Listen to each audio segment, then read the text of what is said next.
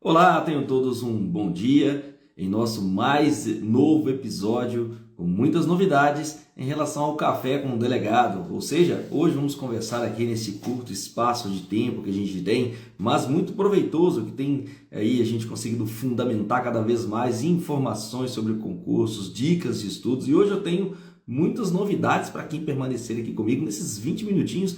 E hoje a gente quer falar de temas muito relevantes envolvendo concursos públicos, mas também disciplinas. Vamos fazer uma microaula aqui sobre temas interessantes que vão envolver inclusive medicina legal. É isso mesmo, sabemos que cada vez mais concursos das carreiras policiais têm feito aí, tem caído disciplinas vinculadas aí, ou matérias vinculadas à própria medicina legal. Portanto, é muito interessante que a gente esteja aí muito forte e firme. Bom dia, Hugo. Bom dia a todos vocês aqui que estão no Café com o Delegado, mais uma vez, todas as terças e quintas-feiras, às 7 horas da manhã. Bom dia, Bia. Bom dia a todos vocês. E, de fato, hoje eu quero trabalhar 3 situações com vocês aqui que eu acho que vai dar muito bom. Bom dia, Rani. A ideia para a gente conversar aqui hoje é, de fato, bom dia também para você, Bruno, conversar sobre 3 situações. Algumas formas de estudos para concurso. Queria dar umas 2 dicas aqui para vocês, para a gente poder moldar uma situação bem legal. Segunda, queria comentar julgados do STJ extremamente importantes que vieram essa semana. Se hoje é quinta-feira, ele veio terça. Então, tem 2 dias e eu vou comentar sobre esses julgados do STJ. Se eu conseguir, eu vou falar de 3 deles, pelo menos de uma maneira mais rápida. Bom dia para você também, antes. Bom dia a todos que estão nessa live. E a partir de agora, a gente entra nesse circuito dessa comunhão de estarmos juntos aí pensando sobre concursos públicos das carreiras policiais e também algumas dicas para vocês avançarem nos estudos. Já pararam para pensar? Eu vi colegas que já perderam o concurso por causa de uma questão. E é triste. Já vi por 2. Eu mesmo já perdi por 2 questões um concursaço uma vez. Tudo bem. Acontece, a gente passa e hoje eu estou no passado sobre isso porque eu já estou em outro concurso da mesma carreira. Enfim, perder concurso público pode acontecer, tá?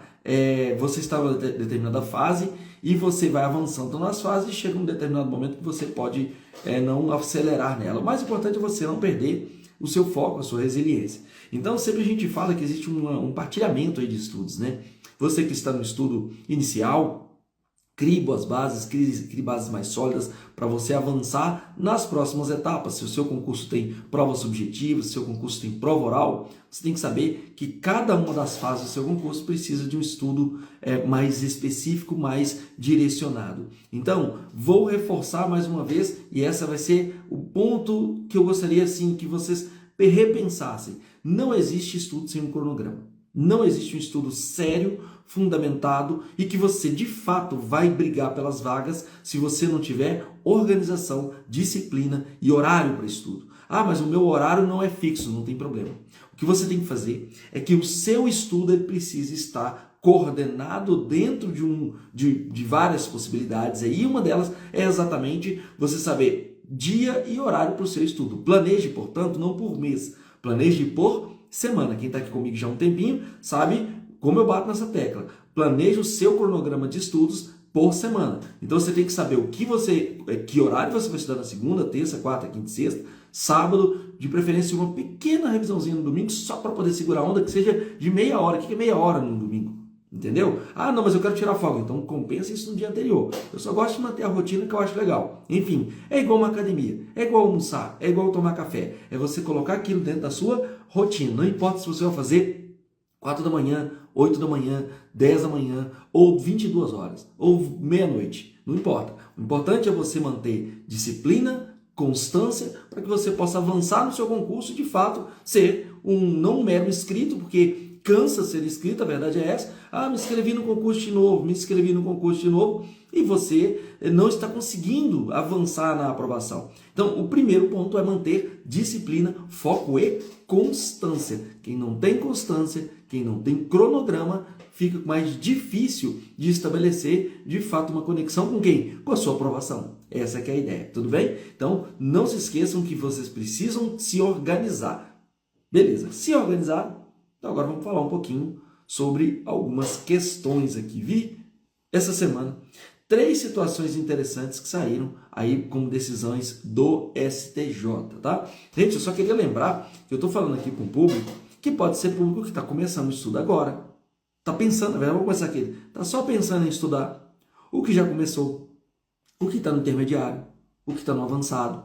Mas entenda que o concurso são momentos distintos. Você precisa criar uma base sólida para você, de fato, começar a pensar naquilo que você precisa estudar de maior complexidade. Se você, de cara, não tem muito contato com o direito penal e quer estudar com profundidade de teoria da imputação objetiva, creio que se você não for um gênio, você não vai conseguir assimilar todos os pontos de uma teoria dessas, porque é uma teoria mais densa. Se você ainda está no início dos seus estudos e quer já avançar para o controle de constitucionalidade, sinceramente, em todos os seus parâmetros, você vai ter um pouco de dificuldade, porque você ainda talvez não fez o seu travesseiro, não fez a sua base. Então, a base da construção do estudo, ela é paulatina. Na hora que você vai ver, você vai só acumulando de estudo. E isso é natural. A evolução dos seus estudos, ela vai fazendo com que você crie corpo, crie robustez, para que você possa avançar cada vez mais e aproximar rumo à sua aprovação.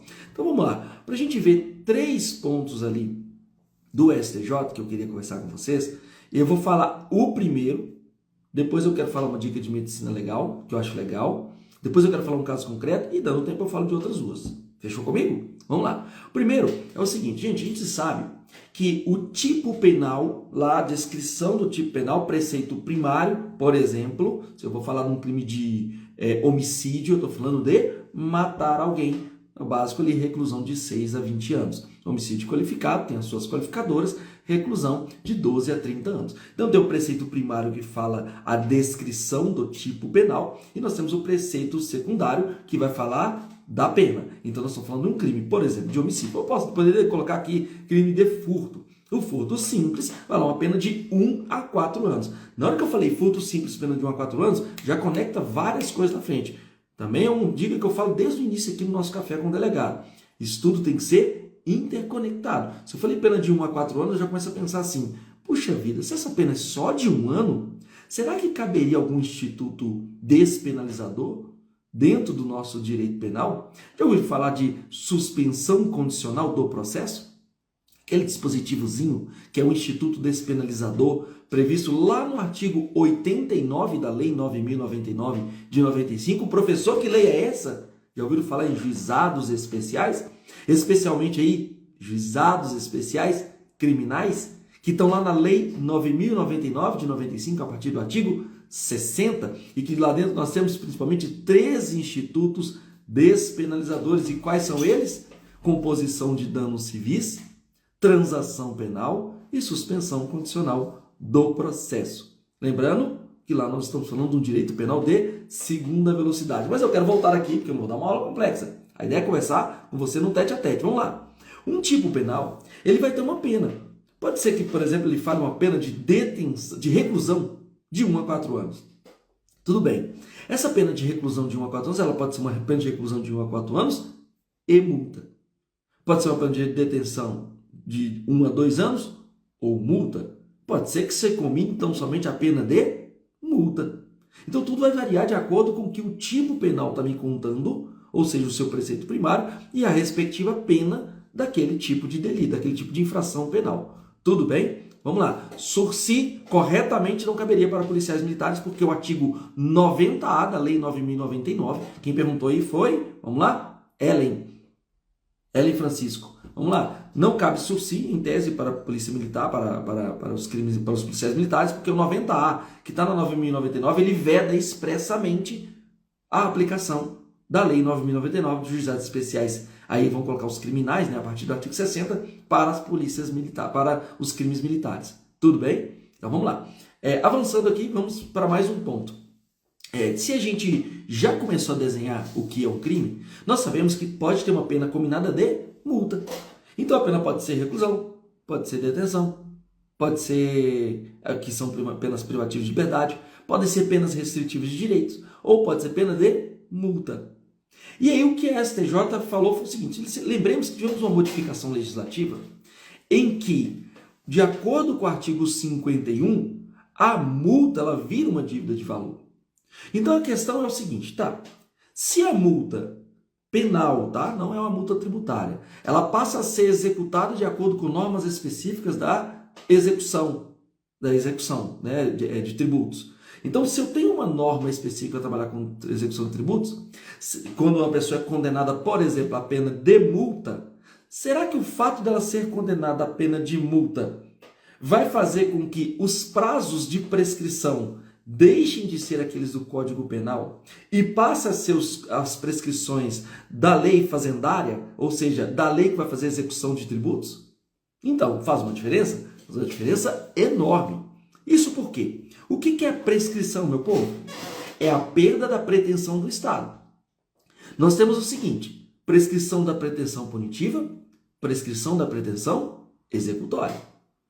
Se o Estado não conseguir estabelecer uma condenação sobre uma pessoa, e ele tem um prazo para isso, se ele não conseguir fazer isso dentro do prazo, o que vai acontecer? Vai ter a prescrição. Então, se é antes de uma sentença condenatória, prescrição da pretensão, ou seja, prescrição da vontade punitiva, prescrição da pretensão punitiva.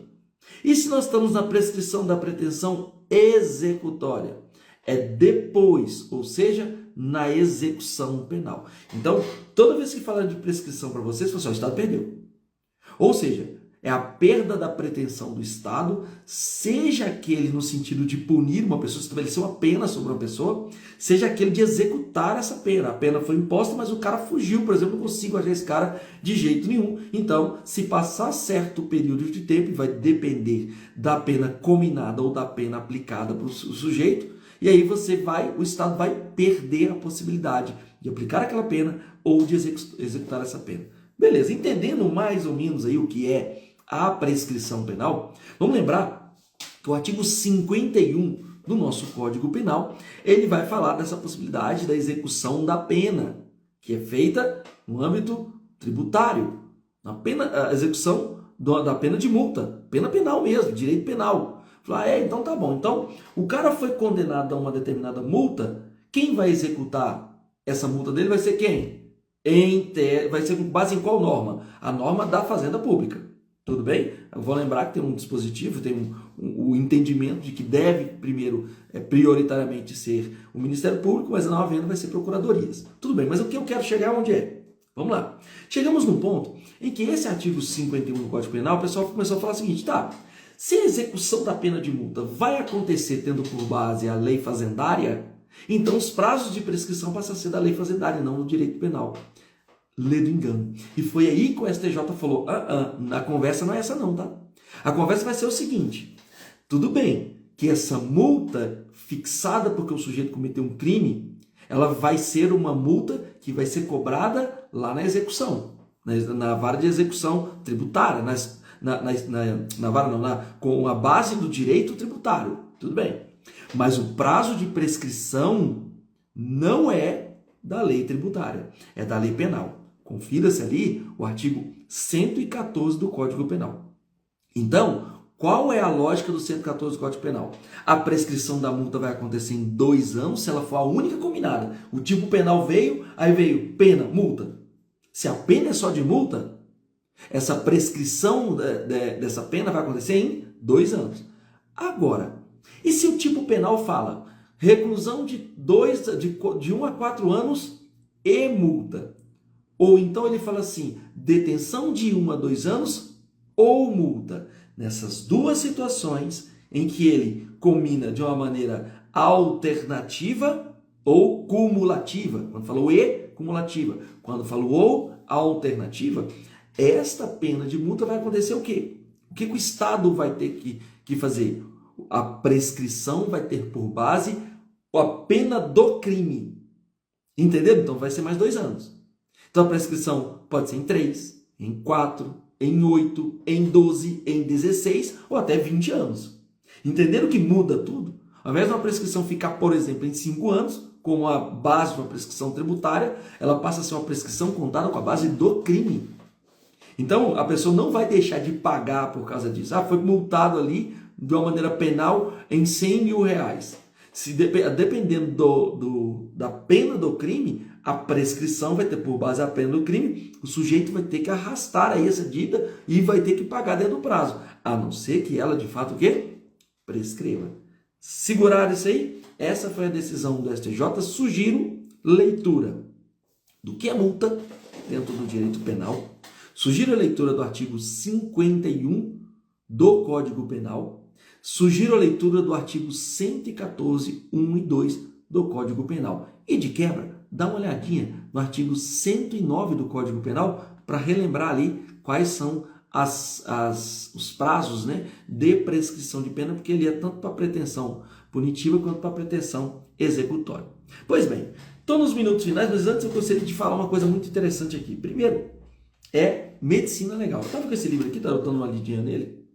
Um colega nosso aqui, é o Enio Suede, que é de medicina legal. Ele é delegado de polícia no Paraná, aprovado em vários concursos e tal. Enfim, o que eu vi aqui de interessante é a questão da identificação datiloscópica. Gente, a gente sabe que tirar impressão digital. Alguém perguntou alguma coisa aqui? Não. Vamos lá. Eu achei que alguém falou. Qual livro? Manual de Medicina Legal. Esse aqui. Tudo bem? Vamos lá. Eu geralmente eu gosto muito do Genivalzão mesmo, aquele grande, sabe? Vamos lá.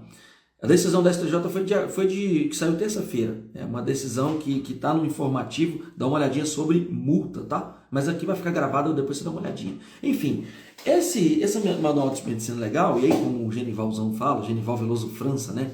Eu estudei por ele. Na época eu tinha feito resumo desse livro, né? As loucuras que a gente faz. Hoje a gente consegue entender que algumas coisas você pode fazer sem tanto esforço assim, com um melhor aproveitamento de tempo. Não foi ruim, mas hoje a gente tem forma de otimizar melhor o nosso tempo. Enfim, quando a gente fala de impressão digital, aqui nós temos o nosso desenho digital, por isso o estudo da datiloscopia, né? O estudo dos dedos aqui.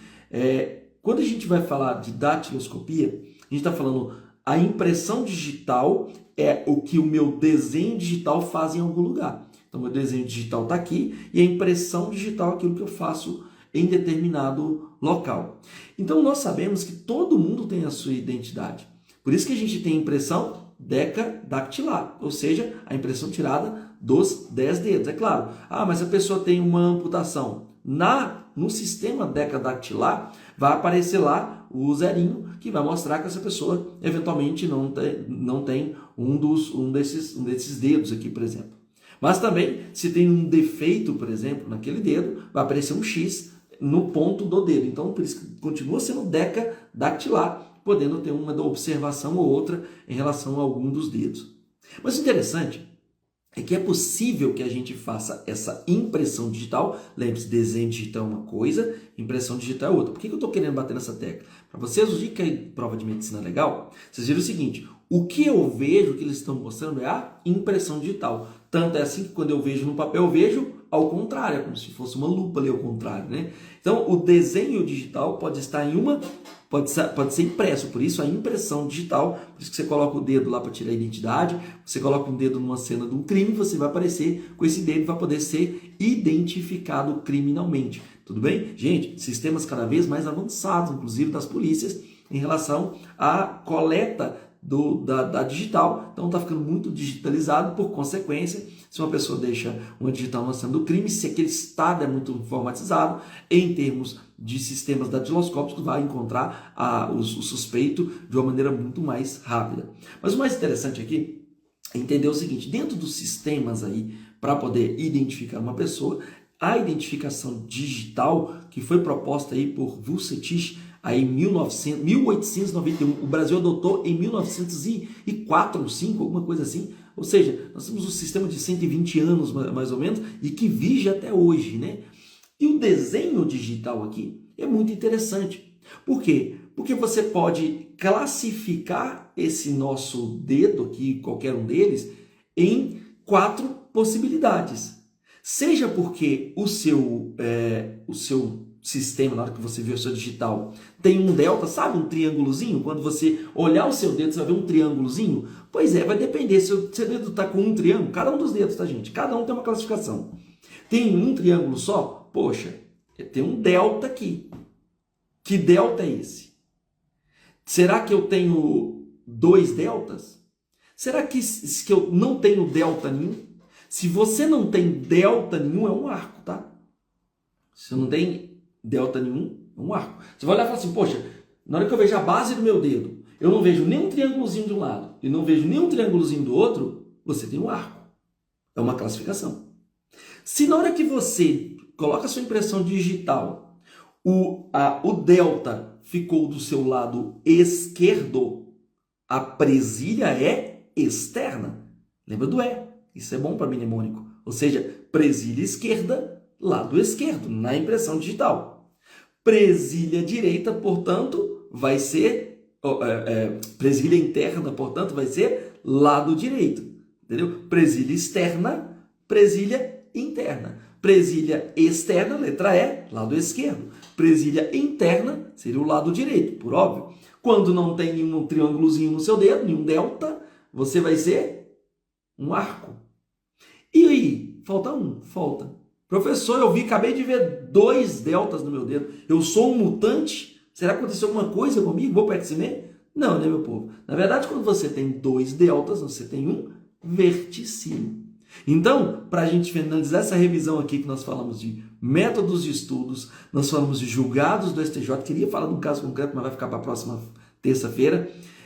E eu falei também da identificação digital, recomendando um livro que eu achei interessante a leitura dele, uma leitura rápida, e aí mas também com profundidade necessária ali.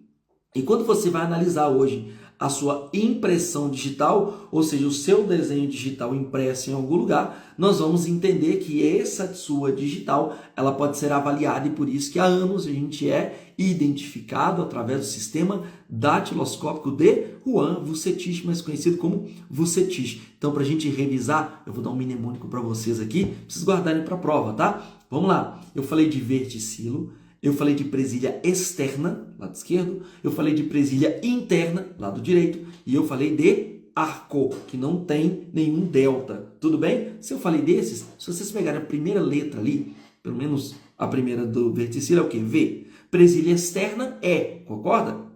Presilha interna, I. Beleza? E o arco? A. Veia.